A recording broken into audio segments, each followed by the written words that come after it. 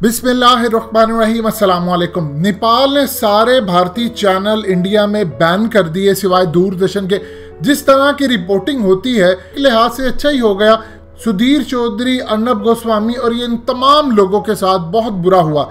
लेकिन उससे भी ज़्यादा जो अहम तरीन बात यह है कि अब नेपाल के खिलाफ इंडिया ने कैंपेन चलाई है कि चाइना की जो एम्बेसडर है इस वक्त नेपाल के अंदर, उन्होंने हनी ट्रैप के ज़रिए नेपाल को फंसाया है और उन्होंने पूरी कोशिश करके एजेंट बन के जो कि आईएसआई का तरीका अपनाया और आईएसआई का तरीका अपनाने के बाद पाकिस्तान से ट्रेनिंग और सब कुछ लेने के बाद नेपाल के प्राइम मिनिस्टर को अपने प्यार के जाल में फंसाया, उनको ब्लैकमेल किया और उनको इंडिया से लड़वा दिया।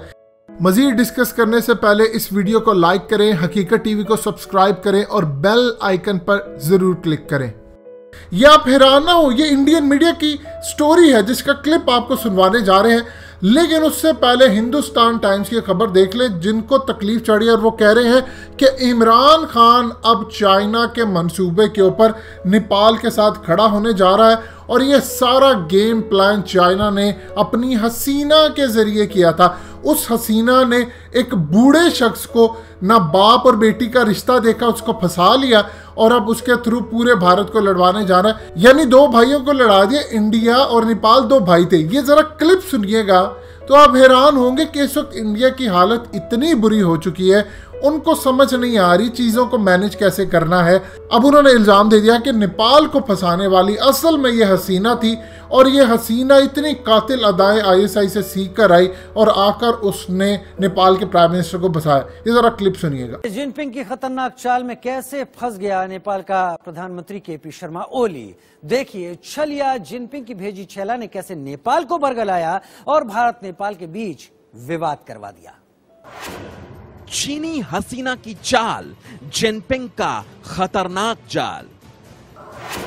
चीनी हसीना ने बरगलाया, पैसे से रोटी बेटी का रिश्ता भुलवाया।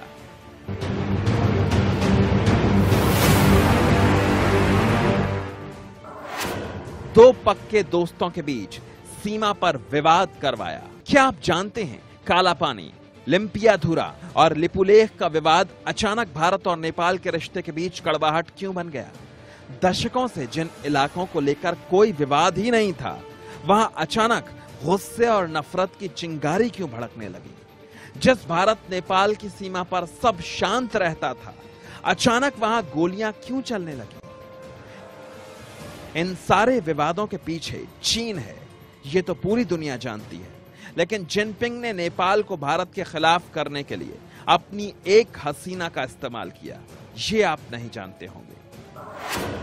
हसीना ने करवाया बवाल, चीन ने भारत पर उठाए सवाल।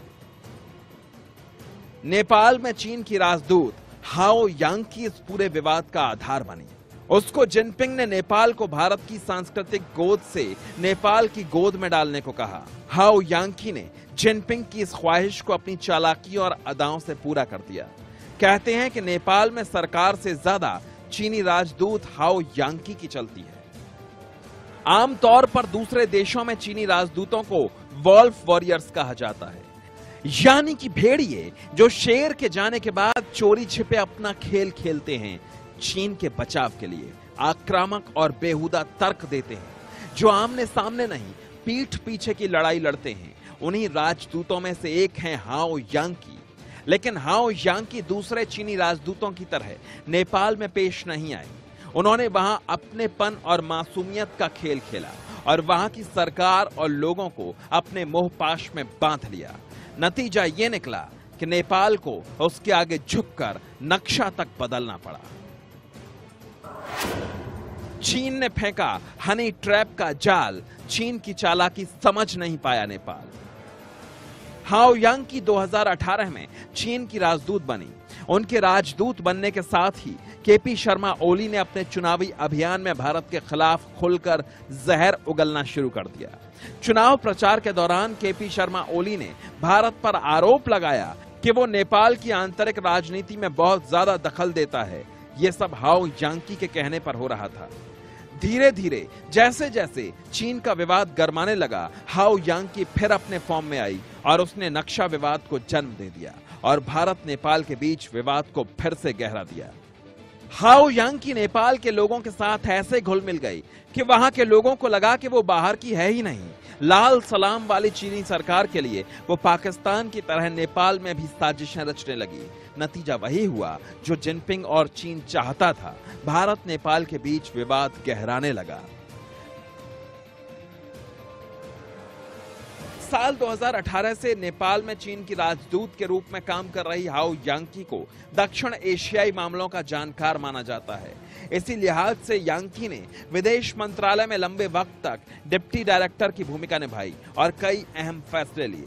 उसके कई फैसलों से चीन का संबंध पड़ोसी देशों से प्रभावित हुआ। यांकी ने चीनी राजदूत के तौर पर पाकिस्तान में भी 3 साल बिताए हैं। भारतीय खुफिया एजेंसियों के मुताबिक यांकी ने पाकिस्तान में राजदूत के रूप में काम करते हुए पाकिस्तानी सरकार के लिए भी कई नीतियों पर काम किया। इनमें से कई नीतियां ऐसी थीं जिनका संबंध भारत से था। पाकिस्तान में उसकी सफलता को देखते हुए यांकी को नेपाल भेजा गया। भारत और नेपाल के रिश्तों में पहली बार इतनी कड़वाहट उसी की वजह से आई। हाओ अपनी साजिश में सफल रही और विवाद खड़ा कर दिया, लेकिन अब नेपाल में केपी शर्मा ओली के खिलाफ उठ रही आवाज से भारत ने परिस्थितियों को फिर अपनी तरफ करने में सफलता पा ली है। लेकिन एक चीनी हसीना भारत नेपाल के रिश्तों पर भारी तो पड़ ही गई। आपने क्लिप सुना, जब आपके पास दलाइल का अंबार खत्म हो जाता है तो फिर आप इसी तरह की रिपोर्टिंग करते हैं। इसीलिए तो इंटरनेशनल इदारे ने कहा 68% भारतीय मीडिया की रिपोर्ट्स जाली होती हैं, फेक होती हैं और उनका कोई सर पैर नहीं होता। लिहाजा इंडियन मीडिया को आप क्रेडिबल ना समझे। दोस्तों, हकीकत टीवी को सब्सक्राइब करना मत भूलिए। वीडियो को लाइक करें, शेयर करें और कमेंट सेक्शन में अपनी राय का इजहार जरूर करें।